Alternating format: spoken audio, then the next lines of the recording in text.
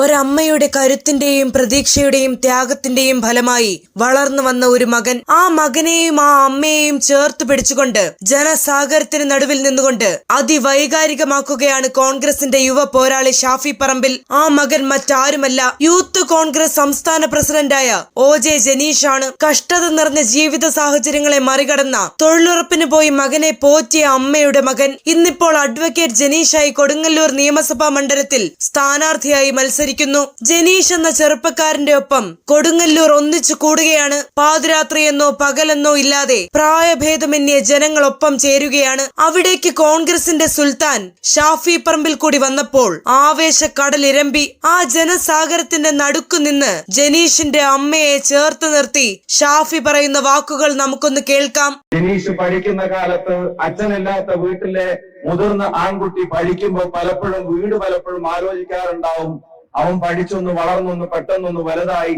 ഈ കുടുംബത്തിന് താങ്ങായിരുന്നെങ്കിൽ തണലായിരുന്നെങ്കിൽ എന്ന് പലപ്പോഴും ഓർത്തിട്ടുണ്ടാവും. പക്ഷെ ആ ഗദ്ഗതമെല്ലാം ഉള്ളിലൊതുക്കി മകന്റെ പഠനത്തോടുള്ള ഇഷ്ടവും ആ പഠനത്തോടൊപ്പം സംഘടനാ പ്രവർത്തനത്തിലുള്ള താല്പര്യവും, അതാണ് മകന്റെ ഇഷ്ടമെങ്കിൽ അത് നടക്കട്ടെ എന്ന് പറഞ്ഞ എല്ലാ സങ്കടങ്ങളും ഉള്ളിലൊതുക്കിയ ഒരമ്മയുടെ ചിത്രം എന്താണെന്ന് നമുക്ക് ഒരു പക്ഷേ ഊഹിക്കാൻ കഴിയുമായിരിക്കുന്നു. ഞാനൊരു കാര്യം പറയാം, ആ അമ്മ പിന്നീട് ജനീഷിൽ നിന്ന് ഞാൻ നേരത്തെ പറഞ്ഞ പോലെ മൈക്കിലല്ല ഞാൻ അറിഞ്ഞത്, ആ അമ്മ ഇടക്കാലത്ത് തൊഴിലുറപ്പ് പണിക്ക് പോകുമായിരുന്നു എന്നുള്ളത് ജനീഷ് പറഞ്ഞാണ് ഞാൻ അറിഞ്ഞത്. അപ്പൊ മകൻ ഇങ്ങനെ വളർന്നു വലുതാവുമ്പോ അമ്മയെ തൊഴിലുറപ്പ് പണിക്ക് പോയിട്ട് നീ ഇങ്ങനെ നടക്കുകയാണെന്ന് ആരെങ്കിലും ചോദിക്കുമ്പോഴോ അല്ലെങ്കിൽ അവനോട് ചോദിക്കുമ്പോഴുള്ള പ്രയാസമൊക്കെ ആലോചിച്ചിട്ട് കുറച്ചൊക്കെ വലുതായപ്പോ അമ്മ ഇത് നിർത്താൻ പറ്റൂല എന്ന് ചോദിച്ചപ്പോ അമ്മ ചോദിച്ചൊരു ചോദ്യമുണ്ട്, എന്റെ കാര്യങ്ങൾക്ക് ഞാൻ ആരുടെ മുമ്പിലും നോക്കണ്ടല്ലോ മോനെ, അത് സാരല്ല, ഞാൻ പൊക്കോളാന്ന് പറയുന്നത്. ഞാനിപ്പോ ജനീഷിന്റെ അമ്മ പുഷ്പേച്ചിയും അതുപോലെ തന്നെ വൈഫ് ശ്രീലക്ഷ്മിയും ഇവിടെ നമ്മളോടൊപ്പം ഉണ്ട്. ആ കുടുംബത്തോട് ഒരു കാര്യം ഞാൻ പറയാൻ ആഗ്രഹിക്കുന്നു, അവർക്ക് കൊടുക്കാത്ത ജനീഷ് നടത്തിയ എല്ലാ സമയം ചെലവഴിക്കലും ഈ പ്രസ്ഥാനത്തിന് വേണ്ടിയായിരുന്നു. KSUക്കാരനായ ജനീഷ് എത്രത്തോളം അടി വാങ്ങിയിട്ടുണ്ട് എന്നുള്ളത് ഈ ജില്ലയിലെ സംഘടനാ പ്രവർത്തകർക്ക് എന്നേക്കാൾ നന്നായിട്ട് അറിയാം. സംസ്ഥാന യൂത്ത് കോൺഗ്രസ് കമ്മിറ്റിയുടെ പ്രസിഡന്റായി ഞാൻ ചുമതലയേറ്റപ്പോ ആ സംസ്ഥാന യൂത്ത് കോൺഗ്രസ് കമ്മിറ്റിയുടെ ജില്ലാ പ്രസിഡന്റായി തൃശ്ശൂരിൽ പ്രവർത്തിച്ചത് പ്രിയങ്കരനായ ജനീഷായിരുന്നു. സംസ്ഥാനത്ത് ഓരോ ബൂത്തിലും യൂണിറ്റിലും പിന്നെ മണ്ഡലത്തിലും അതിനുശേഷം ബ്ലോക്കിലും ജില്ലയിലും അതിനുശേഷം സംസ്ഥാന സമ്മേളനവും പ്ലാൻ ചെയ്തപ്പോ എല്ലാവരും എന്നോട് ചോദിച്ചു, സമ്മേളനം കോഴിക്കോടായിരിക്കോ മലപ്പുറത്തായിരിക്കോ അതോ പാലക്കാടായിരിക്കോ എന്നുള്ളത്. പക്ഷെ ഞാൻ തീരുമാനിച്ചത് സമ്മേളനം തൃശ്ശൂർ വെച്ച് നടക്കട്ടെ എന്നുള്ളതാണ്. അതിന്റെ ഏറ്റവും വലിയ കരുത്തും അതിന്റെ ഏറ്റവും വലിയ ബലവും ഏൽപ്പിച്ച ഉത്തരവാദിത്വം കഠിനമായി അധ്വാനിച്ച് നിറവേറ്റാൻ സദാസമയം അവൈലബിളായ, രാവും പകലുമില്ലാതെ അധ്വാനിക്കുന്ന, ഒരുപക്ഷെ അമ്മ പോലും ആഗ്രഹിച്ച സമയത്ത് വീട്ടിലെത്താത്ത അല്ലെങ്കിൽ വൈഫ് പോലും ആഗ്രഹിക്കുന്ന കാര്യങ്ങൾക്കൊന്നും കിട്ടാതെ ഞാനും നിങ്ങളും ഏൽപ്പിച്ച ഉത്തരവാദിത്വങ്ങൾ അക്ഷീണം യത്നിച്ച ഒരു ചെറുപ്പക്കാരൻ. ഞാൻ ഈ പ്രസംഗിക്കുമ്പോ MLA ഒന്നും ആയിട്ടില്ല, MP ഒന്നും ആയിട്ടില്ല. പക്ഷെ ഒരു വാക്ക് എനിക്ക് ഈ അമ്മയോട് പറയാൻ പറ്റും, അമ്മ നിങ്ങൾക്ക് തരാതെ നിങ്ങളുടെ മകൻ ചെലവഴിച്ച ആ സമയത്തിനുള്ള ഇഷ്ടമാണ് ആയിരക്കണക്കിനായ മകനെ ഇതൊരു പദവിക്ക് അപ്പുറമുള്ളതാണെന്ന് ഞാൻ പറയും. ചിലപ്പോ MLA ആയാൽ പോലും ഇത്ര സ്നേഹം കിട്ടുമെന്ന് എനിക്ക് അറിഞ്ഞുകൂടാ, MP ആയാൽ ഇത്ര സ്നേഹം കിട്ടുമെന്ന് എനിക്ക് അറിഞ്ഞുകൂടാ. അതൊക്കെ ആവുന്നതിന് മുമ്പ് തന്നെ OJ ജനീഷ് എന്ന കോൺഗ്രസ്സുകാരന് ജനങ്ങളുടെ ഹൃദയത്തിൽ അതിനേക്കാൾ എല്ലാം വലിയ സ്ഥാനമുണ്ട് എന്നുള്ളത്, ആ സ്ഥാനം അവിടെ വരുന്നതിന് കാരണമായി മാറിയത് അവനവന്റെ കുടുംബത്തിന്റെ പ്രയാസങ്ങളൊക്കെ ഉണ്ടായിട്ടും ആ മകനെ സംഘടനാ പ്രവർത്തനത്തിന് അയക്കുമ്പോഴാണ്. സംഘടനാ പ്രവർത്തനം ഏതെങ്കിലും തരത്തിലുള്ള പദവിയുടെ ഗ്യാരണ്ടി ഉള്ള ഒന്നൊന്നുമല്ല. ഒരുപാട് അനേകായിരം ആളുകൾ കഠിനാധ്വാനം ചെയ്ത് പ്രസ്ഥാനത്തിന്റെ ഭാഗമായി നിങ്ങളെപ്പോലുള്ള ആളുകൾ വീട്ടിൽ നിങ്ങൾ ആരും സ്ഥാനാർത്ഥികളല്ല, പക്ഷെ എത്ര മണിക്കൂറുകളാണ് ആ ബൈക്കുമായി വന്ന ചെറുപ്പക്കാർ ഉജ്ജ്വലമായി ഈ റോഡ് ഷോയെ ഉജ്ജ്വലമാക്കിയത്. അവർക്കും വീട്ടിലെ കാര്യങ്ങൾ അവർ മാറ്റിവെച്ചിട്ടുണ്ടാവും. അങ്ങനെ ഓരോരുത്തരും നടത്തുന്ന ത്യാഗത്തിന്റെ ഒടുവിൽ ഇങ്ങനെ ഒരു തെരഞ്ഞെടുപ്പിൽ ജനീഷിന് ഈ കൊടുങ്ങല്ലൂരിന്റെ നമ്മുടെ സ്ഥാനാർത്ഥിത്വം കിട്ടിയിട്ടുണ്ടെങ്കിൽ ഞാൻ ദീർഘിപ്പിക്കുന്നില്ല. ഞാൻ ഒരു കാര്യം പറയുന്നു, ലീഡറുടെ മണ്ഡലമൊക്കെ ഇനി തിരികെ പിടിക്കാതെ മറ്റൊരാൾക്ക് മാളയുടെ ഒരു മാണിക്യം ഈ നാടിനോളം വളർന്നതും നാടിന് മേൽവിലാസമായതും ഒക്കെ നമ്മുടെ സിരകളിൽ ഇന്നും ഓടുന്ന രക്തത്തിൽ അത് പതിഞ്ഞിട്ടുണ്ടെങ്കിൽ, അത് കലർന്നിട്ടുണ്ടെങ്കിൽ, ആ മാളയുടെ ഈ കൊടുങ്ങല്ലൂരിന്റെ അതിന്റെ മുഴുവൻ ലെഗസിയും തിരിച്ചു പിടിക്കുന്ന ഒരു തെരഞ്ഞെടുപ്പായി ഈ തെരഞ്ഞെടുപ്പിന് മാത്രമല്ല, പ്രസ്ഥാനം തകർന്ന് തരിപ്പണമായ ഒരു കാലത്ത് ഈ പ്രസ്ഥാനത്തെ തിരികെ കൊണ്ടുവരാൻ ലീഡർ എന്ന പേര് കേൾക്കാൻ കാരണമായ ആ തിരിച്ചുവരവിന്റെ കാലത്തെ അന്വർത്ഥമാക്കുന്ന വിധത്തിൽ 10 വർഷത്തിന് ശേഷം പാർട്ടി തിരിച്ചു വരണമെന്ന് പ്രവർത്തകരും, മുന്നണി തിരിച്ചു വരണമെന്ന് പ്രവർത്തകരും, നാട്ടിൽ ഭരണം മാറണമെന്ന് ജനങ്ങളും ആഗ്രഹിക്കുന്നു. ഈ നാട്ടിലെ ഭരണമാറ്റത്തിന് വേണ്ടി കൊടുങ്ങല്ലൂരിലെ ജനതയും ആഗ്രഹിക്കുമ്പോ കേരളത്തിന്റെ നിയമസഭക്കകത്ത് സത്യപ്രതിജ്ഞ വാചകം ചൊല്ലാൻ സ്പീക്കർ കൊടുങ്ങല്ലൂരിൽ നിന്ന് വിളിക്കേണ്ട പേര്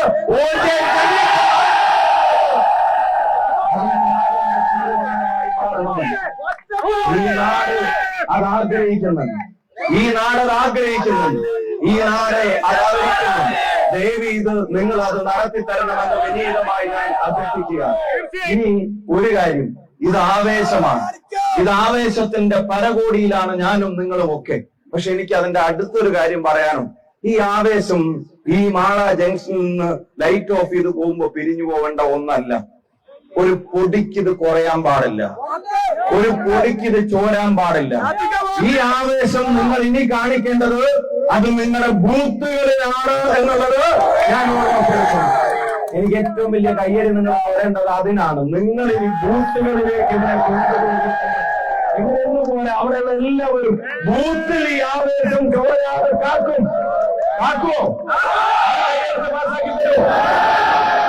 അവിടെ പറ്റുന്ന എല്ലാവരും ബൂത്തിൽ പോകണം, വീടുകളിലെത്തണം, വോട്ടർമാരെ കാണണം, അവര് പോൾ ചെയ്യണം, അവരെ പോൾ ചെയ്യിപ്പിക്കണം. ജനങ്ങൾ ഏറ്റെടുത്ത തെരഞ്ഞെടുപ്പാണെങ്കിൽ ഇതിനൊന്നും പ്രയാസം ഉണ്ടാവില്ല. നിങ്ങൾ ഏറ്റെടുത്ത തെരഞ്ഞെടുപ്പാണോ? നിങ്ങൾ ഏറ്റെടുത്ത തെരഞ്ഞെടുപ്പാണോ? ഇനി അടുത്തൊരു കാര്യം, ഈ തെരഞ്ഞെടുപ്പ് OJ ജനീഷും ഇവിടെയുള്ള പഴയ MLA തമ്മിൽ നടക്കുന്ന തെരഞ്ഞെടുപ്പ് അല്ല. അങ്ങനെ വല്ല തെറ്റിദ്ധാരണയുണ്ടെങ്കിൽ അതും നിങ്ങൾക്ക് വേണ്ട. ഈ തെരഞ്ഞെടുപ്പ് കേരളത്തിലെ ജനവിരുദ്ധ സർക്കാരും ജനങ്ങളും തമ്മിൽ നടക്കുന്ന, അതിൽ ജനങ്ങൾ ജയിക്കും. ജനങ്ങൾ ജയിക്കണമെങ്കിൽ ജനീഷ് ജയിക്കണം. ജനീഷും ജനങ്ങളും ജയിച്ചാൽ കേരളം ജയിക്കും, UDF നയിക്കും. സംശയം വേണ്ട. ഞാനൊരു കാര്യം ചോദിച്ചാൽ നിങ്ങൾ കൃത്യമായിട്ട് ഉത്തരം പറയൂ.